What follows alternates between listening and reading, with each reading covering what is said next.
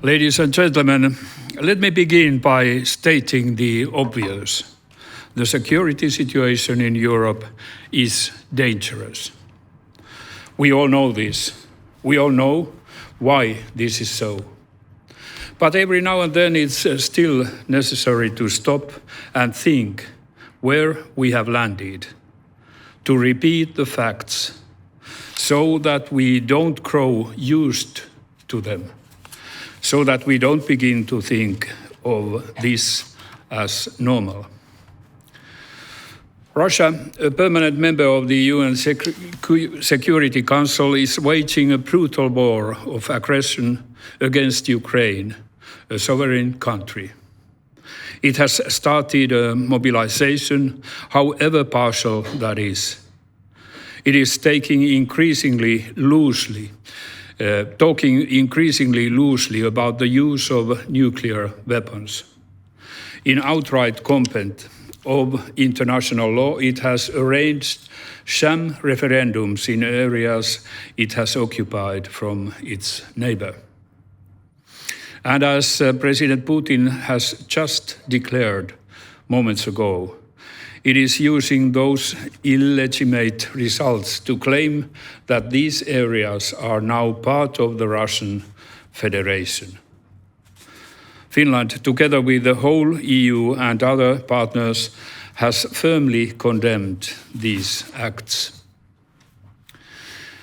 But yet, this is the reality we now live in, a reality that should have been unthinkable in this day and age, a reality for which the people of Ukraine are paying the highest price.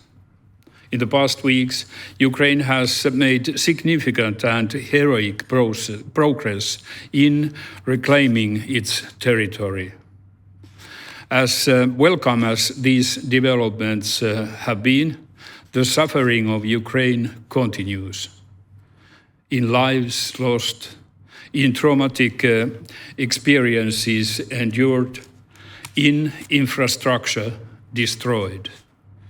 And unfortunately, the end of this war is nowhere in sight.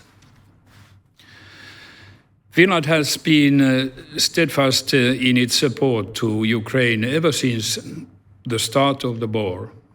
As part of the Western community, Finland will continue its assistance to Ukraine and the Ukrainian people for as long as it's needed. But the impacts of this new reality are not limited to Ukraine.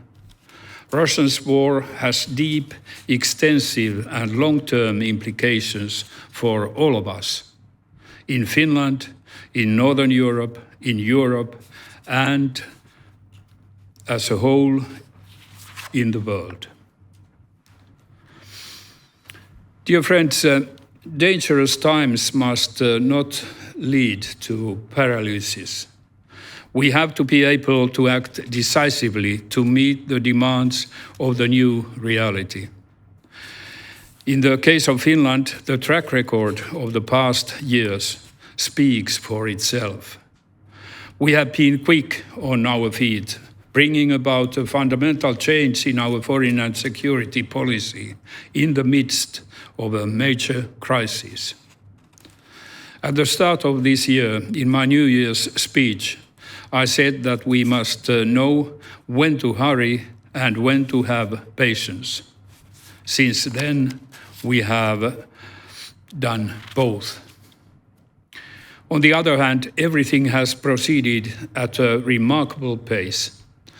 The key trigger was, of course, the Russian invasion of Ukraine in February. A few days before that in Munich, I told the CNN that on Finland's NATO membership, much depended on what Russia would do in Ukraine. When Russia did what it did, the Finnish citizens and us decision makers as Finnish citizens too drew the necessary conclusions. 7 months later, Finland and Sweden have applied for NATO membership, and 28 countries out of 30 have already ratified our membership. On the other hand, we have needed patience as well. A decision of this magnitude had to be carefully considered. I have referred to our domestic NATO process as a triumph of democracy. During the spring, I considered it important to ensure that this decision was firmly anchored to the Finnish society as widely as possible, making sure that the decision will last not only through the flood of emotions in the early weeks of the war, but also beyond future elections. Major changes must stand the test of time. In our international relations, the process has also been a triumph of diplomacy. Only a week after the Russian invasion began, I was in Washington sounding out the US views on the next steps, both in the White House and in the Congress. In the following weeks and months, together with the government, we actively prepared the ground for NATO membership with all our future allies. The work has borne fruit in the form of the exceptionally rapid ratifications and in the form of bilateral security assurances. And the work continues. Based on the good and constructive conversations we have had with Hungary and Turkey on various levels, I'm confident that the two outstanding ratifications will follow in due course. Ladies and gentlemen, when Finland eventually becomes a member of NATO, the most important value added to our security will be the preventive effect of the alliance's joint deterrence. As a NATO member, Finland will participate in the planning and development of that deterrence. It will provide the kind of protection we would not have outside NATO. Of course, NATO membership is also a major significance in the case that this preventive effect is not enough. As a NATO member, Finland will participate in the planning and, if necessary, implementation of the joint deterrence. The bottom line is that Finland is seeking to become a NATO member, full stop. Nothing more, nothing less. We don't have any particular requests or reservations that we would be setting as preconditions for our membership. The Finnish profile in NATO will develop naturally over time and according to changing circumstances. We are not just asking what NATO can do for us. We are also thinking what we can do for NATO, contributing to the security of the whole alliance. As big a step as NATO membership is for Finland, not everything will change. We are not starting from scratch. Although our security environment is changing dramatically, the basic contours of Finland's foreign and security policy remain intact. They just need to be adapted to the new reality. We have never wanted to increase tensions, but we have always made sure that we are also ready for more difficult circumstances. We may not have made the loudest of public statements. Instead, we have decisively built our strong defense, which has now been widely respected. And we are prepared now. When I last spoke at an event hosted by the Finnish Institute of International Affairs, almost exactly a year ago, I revisited the 4 pillars on which Finland's security rests. I said that these pillars change and evolve over time, and that if one weakens and cannot be strengthened, others will have to be able to carry more weight on them. This is exactly what is now happening. First, our national defense.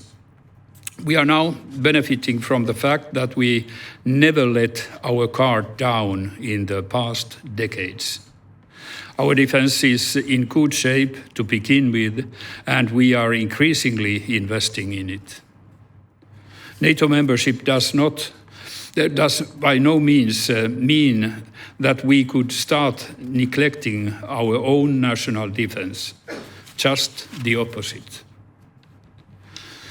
Finland's membership will double the border NATO currently shares with Russia. For both Finland and NATO, it is of utmost importance that Finland will continue to primarily take care of defending its own territory. When coordinated with the joint planning of the alliance, fulfilling this task has a stabilizing effect that will enhance security in Northern Europe as a whole.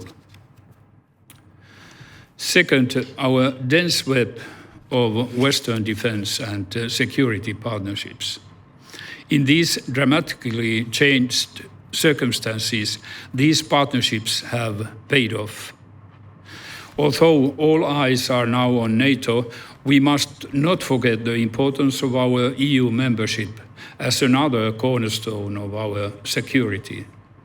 The EU has a more effective global actor, also in the field of foreign and security policy, is in our core interest. As the further development of EU-NATO cooperation is now even more significant for us than before. Also, as NATO members, we want to advance further our bilateral and multilateral partnerships in Europe and across the Atlantic. As the most recent example, as was announced yesterday, we will open negotiations on a defense cooperation agreement with the US. Third, our relationship with Russia. This is, of course, the pillar that has collapsed, and we therefore need to rely even more on the others. I want to stress that we have never been naive about this. The idea has been to maintain a functioning relationship with Russia as possible at a given point of time. Simultaneously, I have always repeated the old Finnish wisdom that the Cossack takes everything that is loose. At this point in time, any kind of functioning relationship with Russia seems like a very distant prospect. Instead, we need to focus on fixing anything that may still lay loose. But we also need to remember that Russia will not disappear. It will continue to be our neighbor, even if there is no turn for the better. Finland can never afford to ignore it. Fourth, our international system and our common challenges. Fresh from the UN General Assembly last week, it is clear that we need to pay even more attention to this pillar. At the same time, when political divisions are deepening, the demand for global solutions is becoming more and more urgent. As I said in New York, difficult times call for more diplomacy, not less. We must build and strengthen peace and prevent conflicts wherever possible. And we must find sustainable solutions to other global threats and challenges. Dear friends, in the near future, we are moving into uncharted territory.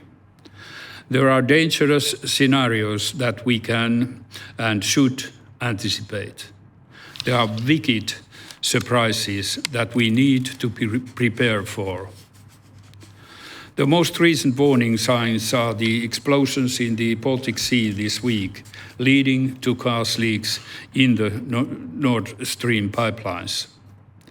These events need to be investigated thoroughly. Already now, they remind us of the myriad possibilities in which these crises can escalate, horizontally or vertically, with unforeseen consequences. One thing is certain, in the coming months, our resilience will be severely tested. Whatever Russia does next, however difficult the energy crisis will turn out to be, unity is our response in Finland, in Europe, in the world. I'm convinced that we will pass this test, but it will not happen automatically. Maintaining our unity, maintaining our resilience will require constant efforts from every single one of us. We must be vigilant. We must be ready for hard choices, and we must make them by sticking together.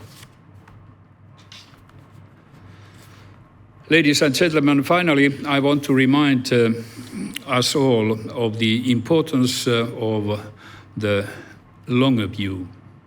Even in times of an acute crisis, we must not lose sight on the long-term objective. It is now very difficult to see how and when the current war will end. But history teaches us that at some point all wars do end. What kind of a security order are we aiming at when this is over? Post-war security orders always have their roots already in the time of the conflict that they follow. The foundations for the League of Nations were laid while the First World War was still raging. The same applies to the United Nations and the Second World War. The CSE, the precursor of the OSCE, was convened at the height of the Cold War. The League of Nations ultimately failed, but the UN and the OSCE still exist, despite being severely challenged. It is in our core interest to continue bolstering these essential institutions as the basis of any future security order. But are we again at such a watershed moment in history where we need to think about something completely new too? At the end of the day, peace is the fundamental ingredient of any sustainable security. Peace is such an important objective that we should spare no efforts in trying to achieve it. So important that even efforts that turn to be futile are worth making. Ladies and gentlemen, I hope this Helsinki Security Forum is able to develop some new ideas on these matters. And I want to wish you all a successful conference. Thank you.